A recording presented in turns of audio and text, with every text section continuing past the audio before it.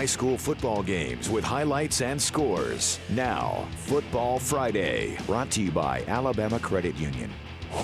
And welcome in, everybody. I'm Gary Harris, and this is week number 8, believe it or not, of WVUA 23's Football Friday.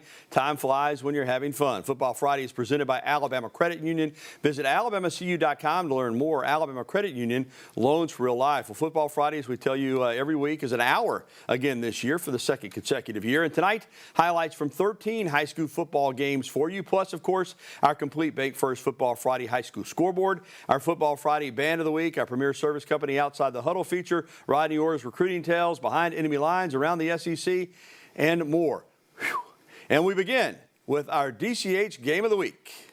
Now, the Game of the Week, brought to you by DCH. And it came a night early this week, as it was played last night up in Fayette. Two football-crazy communities, Fayette County hosting Gordo in Class 3A Region 5. And if you're Fayette County, this is not the way you want to start the game. If you're Gordo, it's very much the recommended way to start the game. Opening kickoff, Ethan Wilder is fast. Nobody's going to catch him once he gets that sideline. 7-0 Greenway, but Fayette County had not scored in 3 years on Gordo, but they would change that early as they come right back and respond immediately. Dylan Shorb with the first score in 3 years for Fayette County, but they would not make the extra point, 7-6. And as the PAT was blocked, and from there Gordo got it going because they've got Mr. Wilder, and he's good. 14-6. Now Jace Neal just decides to keep here, and he's rumbling and stumbling and barreling over people into the end zone to make it 21-6, still in the first quarter. And Ethan Wilder going for the hat trick, and it's not even halftime. That's his third touchdown. It's 28-6, and then after a Fayette County Tigers turnover, Jace Neal of the Green Wave connects with Chris Javion Lark for a 36-yard strike. 35-6. Fayette County trying to get on the board before half, but it's Neal. You saw him on offense. Now watch him here. Play the ball beautifully and go up and high point it and get the interception. Gordo up 35-6 at the break, and then he almost brought the thing back. In fact, he did. What a unbelievable way to end the half. 35-6, and that would be the final score as Gordo gets the win on our Game of the Week last night up in Fayette. 35-6, Green Wave over the Tigers. All right, 7A Region 3 tonight. Big one for County High hosting Hoover. There's Hoover head coach Wade Waldrop. County High still very much in the hunt for a playoff spot, but they needed to win tonight. Last play of the first half, County's up 3-zip when Jamar Moultrie is going to get a pick six. You saw a pick six in the Gordo game. That's a huge play right there because County High, instead of being up at least 3, are down 7-3 at the half. Now in the third quarter, Jonah Winston off the direct snap scores for the Bucks. It's 14-3, and you start to see this thing getting away from the Wildcats. Now it is later in the game. County High has 10 points, but they give the play up there to Winston. That makes it 23-10. And then midway through the fourth, Noah Schuback on a trick play here as he just hesitates, freezes the defense. The defense quits playing defense, which is never a good idea.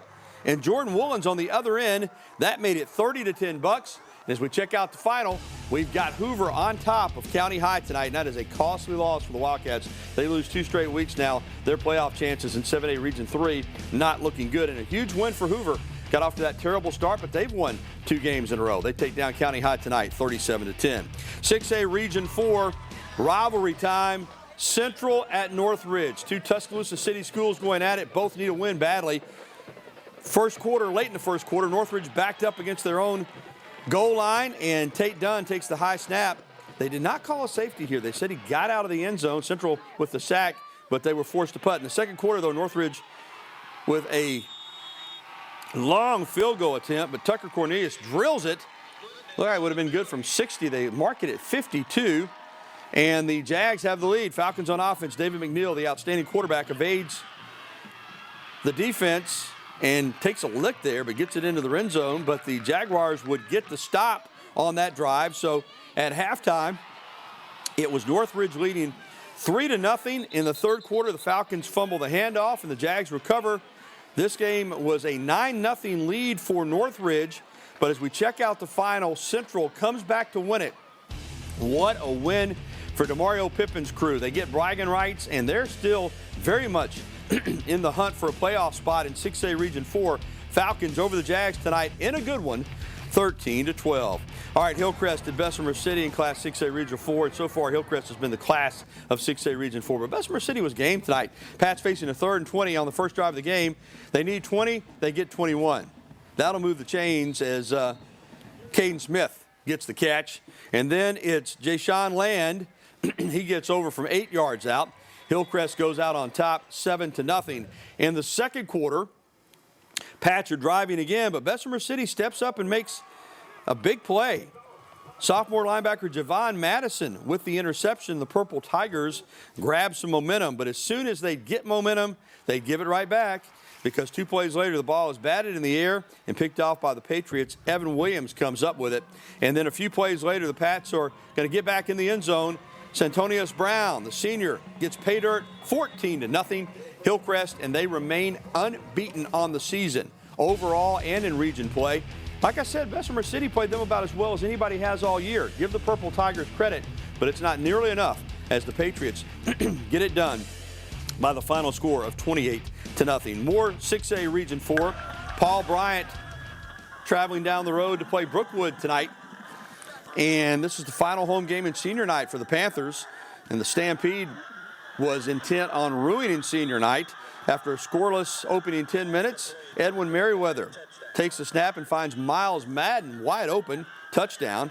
Brookwood trying to come back. Quarterback Jacob Rowell for the Panthers. Man, look at that. He is determined. Down to the 1-yard line after a 44-yard gain. And then Jacob Rowell will call his own number again. And this time he punches it in for the first score of the game for the Panthers. Final play of the first half, Paul Bryant looking to get it into the end zone.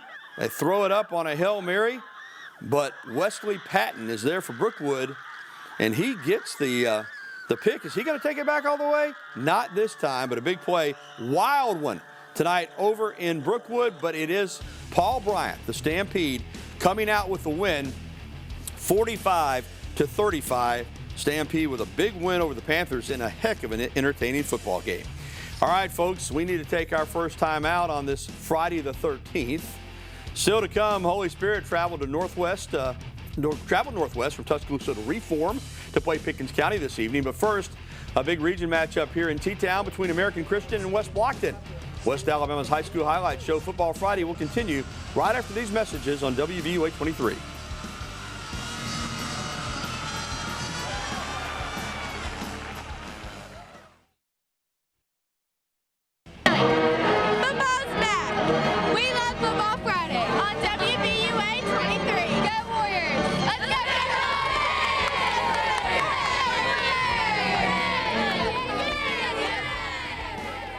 And we love our cheerleaders, and we appreciate Pool and Patio Center for bringing us cheerleaders each week here on Football Friday. Welcome back into the program. I'm Gary Harris. And let's get right back to the highlights. American Christian hosting West Blocton.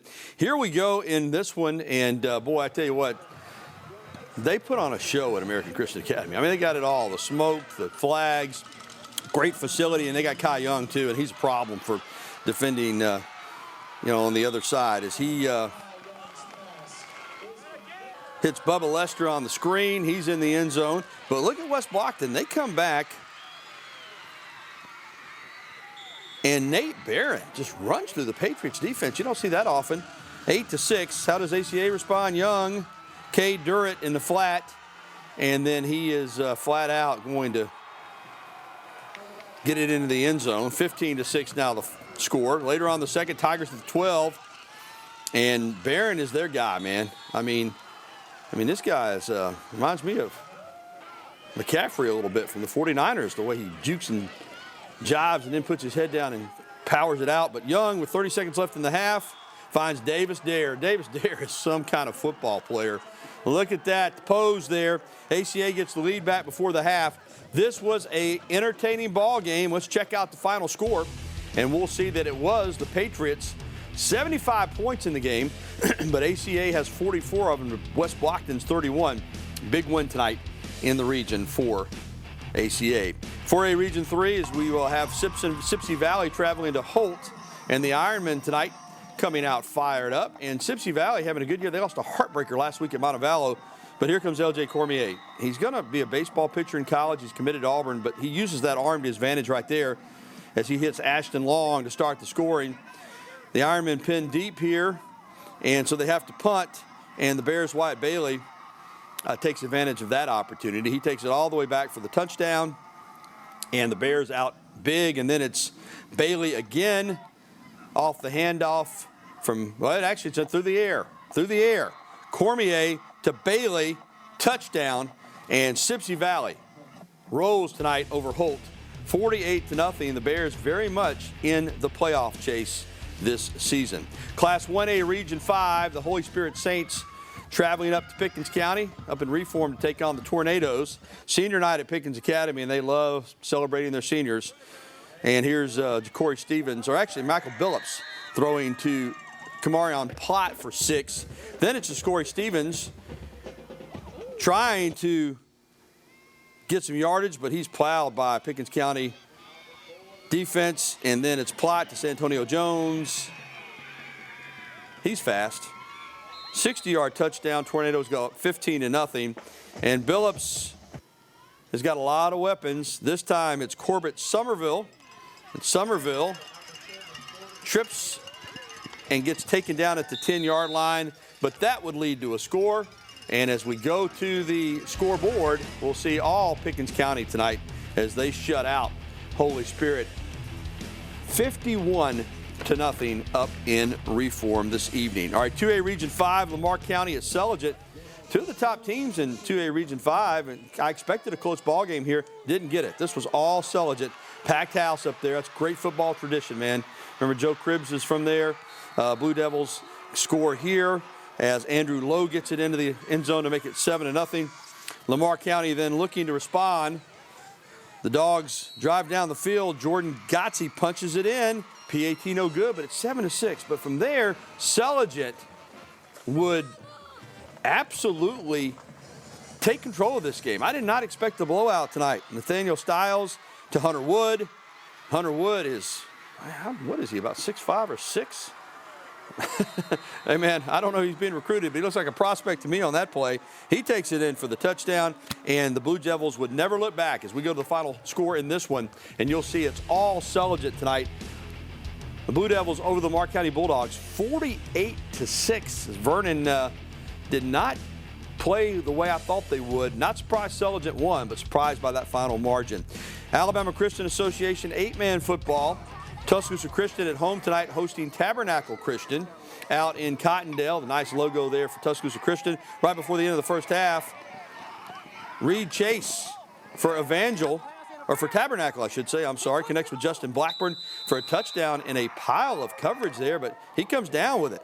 But the Warriors would not be deterred. Tuscaloosa Christian's Luke Jones finds Michael Carter behind the defense. What a throw and catch right there. And then later it's Jones finding his tight end, Seth Foster. Remember, a little bit different game with 8 men on the field for each team, but a good outcome for the Warriors tonight as they're celebrating over in Cottondale, Alabama tonight. How about that? 50-22, Tuscaloosa Christian takes down Tabernacle. Well, still to come on Football Friday, our complete bank first scoreboard. But up next, the dynasty that is Thompson High School traveled to nearby Oak Mountain for a Class 7A Region 3 matchup against the Eagles. And, well, this one was a little bit one-sided. Keep it tuned to Football Friday right here on WVUA 23.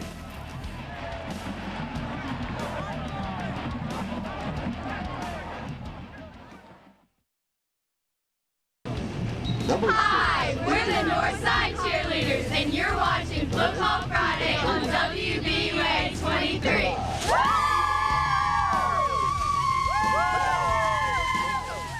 And welcome back to Football Friday. I'm Gary Harris. 7A powerhouse Thompson has a loss this year, but it's not in Class 7A. It was against 6A Clay Chalkville. Tonight, Thompson at Oak Mountain in 7A Region 3, and nice moment before the game. Thompson at Oak Mountain honored Parul Janis, who passed away in a car accident earlier this month. She was part of the Oak Mountain children's nutrition staff. Nice moment there. When the game got going, Thompson's A.J. Green rips off a 66-yard touchdown run right off the bat. Don't slow down too much there, big fella, but he gets it across as Oak Mountain can't catch Green. 7-0, Thompson on top. Next Thompson drive, the talented quarterback, Trent Seaborn, airs it out for Angel Jones. That's a 34-yard connection, and it's 14-0 Warriors. Early second quarter, Thompson quarterback Zach Sims now in, getting some snaps. He played well last year, and he hits Kobe Landrew on the slant, walk it into the end zone. See, he boxes out the defender, 28-0 Thompson. Still in the second quarter, Thompson running back Michael Dujon is going to go right and then cut it back, and he just walks into the end zone. 17 yards, 35-0. Oak Mountain, though, fights. And, you know, when you're out, man, you know what you do? You just keep fighting.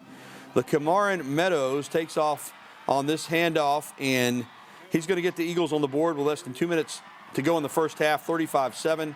But this was all Thompson tonight as Oak Mountain was just outmanned. This is just the way it goes. Sometimes you're just playing a team that's better than you. You see the results right here. Let's check out the final. And it was all Thompson tonight over the Oak Mountain Eagles by the score of 67-7.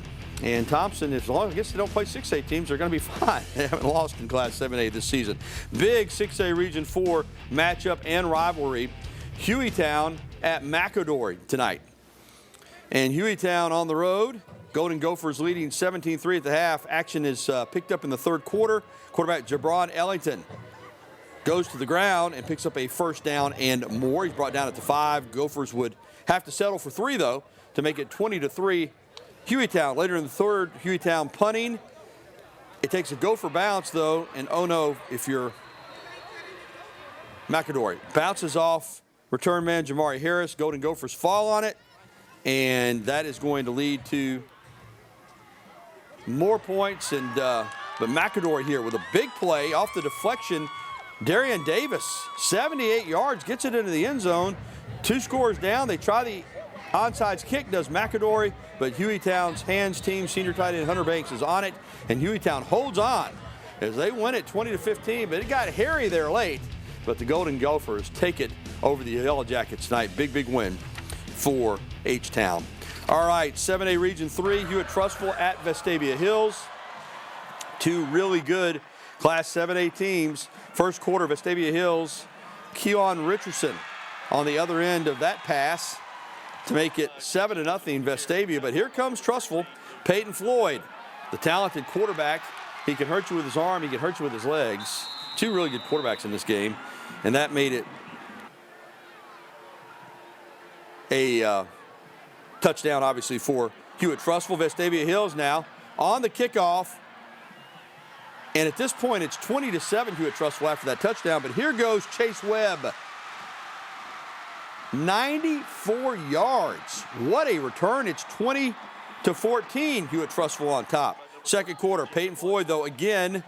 And this is just athletic ability. And not much you can say. I mean, just a quarterback keeper. But you make a couple of people miss, and then you turn it on down the sideline, and it's 27-14. Still in the second quarter, Peyton Floyd, again, touchdown. Let's go to the scoreboard. And Hewitt-Trussville tonight in a wild, wild game over Vestavia Hills, 55-27, 82 points in that game. But Hewitt-Trussville gets the big victory in the region. Well, when we come back, our Football Friday High School Band of the Week, plus our Bank First High School scoreboard. We'll run all the scores down for you when we return to Football Friday, presented by Alabama Credit Union, right here on WVUA 23. Stay with us.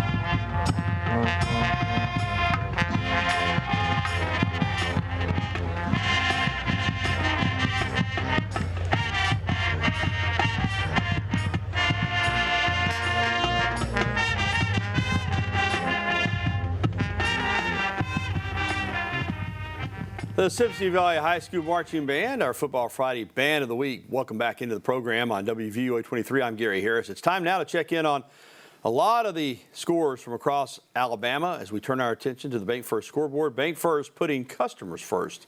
Let's get to a busy night. Scores, let's run them down. Hill County, big win at home over Dallas County, 41-8. It was Northside. What about the Rams with a road win at Cordova, 34-31. That's huge for Northside. Hubbardville holds off Berry 14-7. Aliceville takes down Cold Springs. Cold Springs was cold tonight. Aliceville wins it big on the road, 64-14. Bibb County blanks Montevallo 34-0. Boy, the Choctaws are good. Demopolis over Jemison, 48-14. Parker nipped Mountain Brook 13-10. Haleyville over Curry, 53-20. It was Dora winning at Hamilton 49-21, and Corner on the road takes down Oak Grove 42-13. Homewood tonight over Chilton County 34-13, and Jasper held off Carver in a wild one 50-42. Ramsey blanked John Carroll 28-zip. Ramsey Rams are a strong team. Briarwood also a shutout over Calera 38-0. Spain Park wins against Chelsea 38-21, and Shades Valley nips Pell City. Been a tough year for Russ Probst. They've got a lot of close losses, but a lot of losses nonetheless in his first year with the Panthers. J.B. Pennington big over Brindley Mountain 63-7. Benjamin Russell, this was on Thursday night, took down Pelham 41-14. Other scores, Winfield shuts out Carbon Hill 46-0. Tuscaloosa Academy goes up to Winston County up at Double Springs and gets a big win 35-7. How about the Knights tonight on the road? And North River Christian wins its third game in the row in Alabama Christian Association 8-man ball. North River Christian on the road takes down Evangel Christian Academy 32-28. Southern Academy over Crenshaw County 46-20 the final in that game.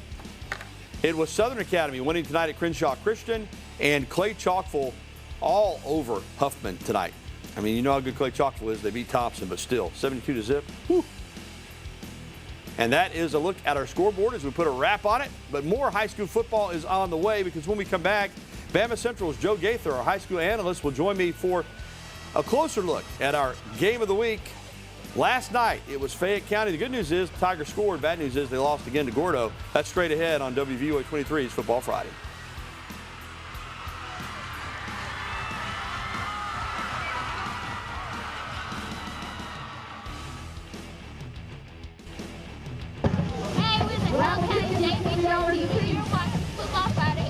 WVUA 23!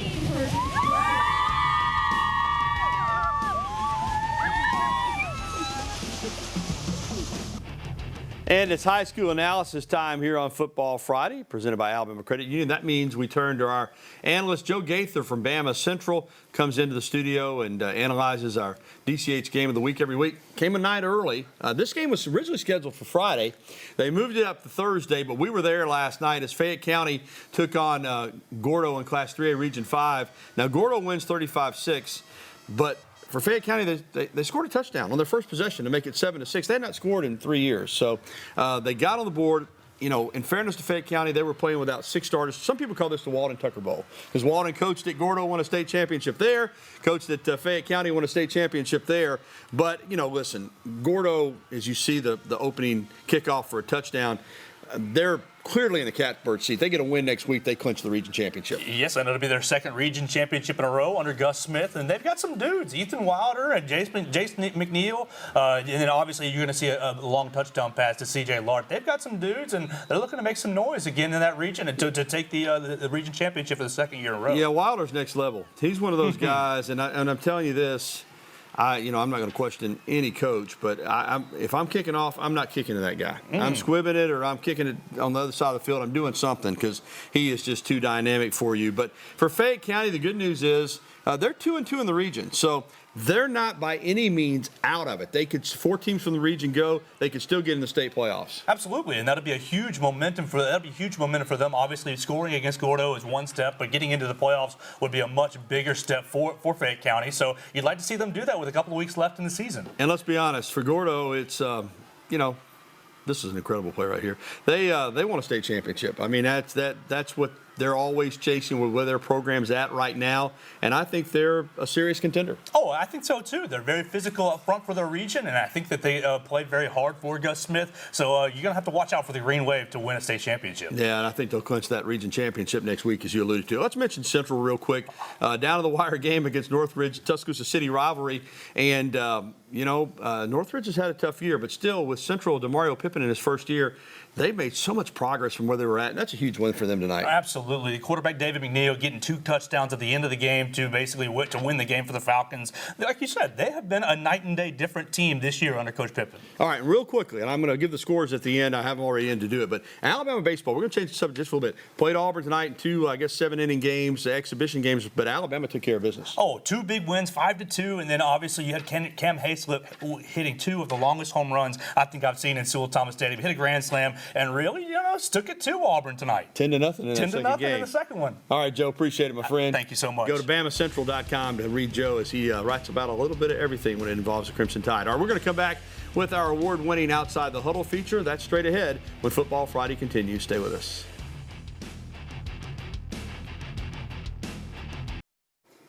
And we're back here on WVUA for Football Friday, presented by the Alabama Credit Union. Well, it's time now for our Outside the Huddle feature, presented by Premier Service Company. Premier Service Company, the power to keep you cool in the summer and warm in the winter. And tonight, we take an in-depth look at the University of Alabama's Matched Lab, as it's working with area high schools to help student athletes maximize their performance on and off the field.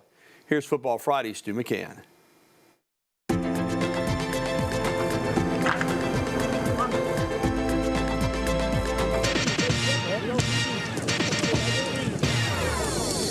Proper nutrition is a universal quest. The energy bar market is estimated at more than $3 billion worldwide. For most of us, the decision comes down to taste and cost, not ingredients. But what if we had the tools to make an informed decision? We're exposing them to maybe some foods that are not as, enticing as a bag of chips or a bag of M&Ms. This isn't all about food. It's also sleep hygiene, hydration, equipment, all factors that contribute to brain health, which is believed to be our biggest resource toward concussion prevention. Football is a contact sport, and concussions are going to happen, but so are ankle sprains, so are knee injuries. And yes, your brain is something we need to protect, and there's ways that we can prevent them. This fall, Jessica Wallace and the University of Alabama's Matched Lab are working with 10 high schools around Birmingham and West Alabama, tackling familiar narratives like eat right and go to bed on time with an interactive spin. I mean, the priority is relatable, right? Like making sure it's something they're interested in and want to learn about. And so that connecting it to performance, to recovery, that's a key piece of every lesson. The biggest thing for me, like I'm a student. So it's like when she come, I'm sitting back myself like, okay, man, I'm really learning from this lady. Like not only, the nutrition portion, but just, hey, coach, you need to get your proper rest. Not just what to put in your body, but what to put on your body. A football helmet is the one piece of equipment that players are never without. But it doesn't mean they know how to wear it right. I think I know how to coach football, but Jessica is she covered the whole thing about, we could give a kid a helmet because it says size small on it. We still don't know if that's the proper fit. The helmet fitting, that could prevent a concussion, and I think it has been. These programs are held every week, and all are tied to improving performance now and building better habits for improved brain health going forward. The most scrutinized aspect of that is concussion risk and awareness of what's at stake. Rather than just sending a form home, having everybody sign it, as a team, we're sitting down and we're really doing a complete overhaul and debrief of what photophobia means, what happens if we are experiencing some amnesia or memory loss. And we completely break it down before they start any preseason football. And for her to take out the time of her day to just spend that much time with us and teach us those things, it shows a lot of respect for us. So we have no way but just to give that respect back. The secret weapon on the subject is an activity called concussion bingo. Every kid gets a bingo card, and it's all randomized, the terms that are on the card. But what we do is I have a presentation. It's a PowerPoint presentation, but within that, I have some videos embedded. I have some photos, and we have all of the terms that are associated with the signs and symptoms of concussions. It's a total gamification of concussion education, making it fun for teenagers to learn about concussions. She's a coach on our staff, so that's part of what we're trying to teach. We're trying to teach more than just football, and we want to make sure we have a well-rounded citizen that they can be productive in life.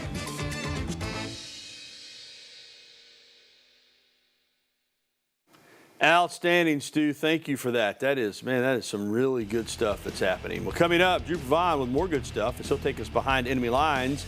And our Recruiting Tales segment with Tighter Insider's Rodney Orr will focus on two former Alabama assistant coaches that he feels were underrated as recruiters when they were on Nick Saban's staff. We'll be right back.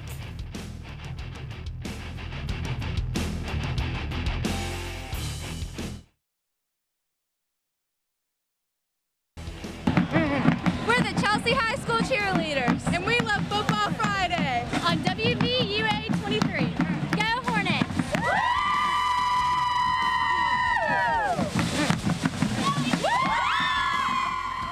All right, we're back here on Football Friday. I'm Gary Harris, and it's time now for a segment that really I've gotten a lot of comments about, Recruiting Tales with Tighter Insider's Rodney Orr. This evening, Rodney looks at a couple of former Alabama assistant coaches that helped build the Crimson Tide dynasty under Nick Saban through their efforts as not only good coaches on the field, but relentless recruiters.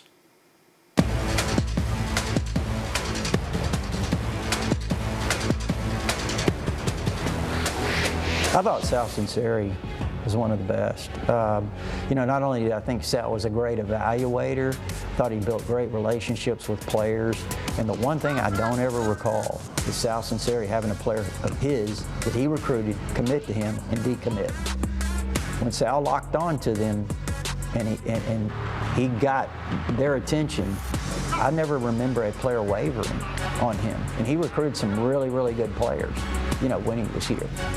So I thought he was a guy that really didn't get the kind of publicity maybe that he deserved as a recruiter. But I don't think he wanted it, to be honest with you. That was his style. He was low key. He was looking for production. He didn't care about the notoriety, and he didn't want to be a flashy recruiter, but he was one of the best. Joe Panunzio, I thought he's a lot like Coach Sal. I thought he was a quiet killer. He's a guy that could go down to South Florida. He could go various places, and when he got locked onto a recruit, it was hard to get away from him because he was really very persuasive. He had a great program to sell, obviously, when he was here. But, I thought Joe Panunzio is one of the best recruiters. I think he had a great influence on Alabama landing Patrick Surtain back in the day because of his relationships with coaches down there, Patrick Surtain's father, and just the reputation that Joe Panunzio had. And thank you, Rod. Well, tomorrow at 11 a.m., the Crimson Tide back for a game in Bryant-Denny Stadium. Not just any game, it's homecoming, as the Tide will square off against the Arkansas Razorbacks. Alabama's a 19.5-point favorite. Now, we sat down with director of HitThatLine.com, Ty Richardson, for the lowdown on the Razorbacks. Football Friday's Drew Pavon takes you behind enemy lines. With the Crimson Tide back at Bryant-Denny Stadium for homecoming on Saturday, they take on a struggling 2-4 Arkansas Razorback team. And director of HitThatLine.com, Ty Richardson, says the struggles on the front line for the Razorbacks will be the difference with the Crimson Tide defense on such a tear. We really don't know if Arkansas has any capable skill players because no one has time to get them the football. KJ's under duress 24/7. Dallas Turner and the guys are going to look at this offensive line and say, man, we faced stiffer competition in high school. And I know Alabama's offensive line has some issues as well. In fact, they have given up more sacks than Arkansas. This could be one of those games where you approach 7-8 sacks if you're the Alabama defense. And it's going to be it is just such a tough matchup for Arkansas going up against a team that's really coming into its own on the other side of the football. Besides protecting their quarterback, Richardson says if Arkansas can limit their own mistakes and execute when they force the Tide to make turnovers, it may lead to some success. They've had these plays where they just haven't taken advantage. I mean, you can't just turn Alabama over. You've got to put points on the board after at this point. And Milroe's been throwing interceptions. Like I've just mentioned again, he's better in the passing game, but that doesn't mean he's still not going to make a mistake or two. And if he does, not only do you have to capitalize it as a defender and catch the football, the offense can't just score a field goal. They got to put it in the end zone. For Arkansas tomorrow, they just can't have the mistakes. KJ threw 2 interceptions against Ole Miss last week. And if they start throwing picks or fumbling the football against the Crimson Tide, this is going to be a game that is not just covered by Alabama, but could wind up being a 30-plus differential. But Richardson says reality will hit Saturday for the Razorbacks and thinks Bryant-Denny Stadium is the ideal place for Arkansas to try and turn their year around. The reality is Alabama is a 3-touchdown better football team than Arkansas, even with their worst quarterback they've had in maybe the last 5 years. And Arkansas, as good as KJ Jefferson has been at times, this Enos offense has not meshed well. They have not meshed well together. This is not exactly a place in Bryant-Denny Stadium where you start a streak. Like there's too much talent. And so, yeah, the task is, I mean, it's horrific if you're Sam Pittman and this Arkansas football team. Hopefully they have the right mentality, or, man, this could get ugly real quick. All right, when we come back to Football Friday, more on the Hogs and the Crimson Tide. Plus, we'll take you around the SEC and our homecoming weather forecast with Richard Scott. All that when we return to Football Friday.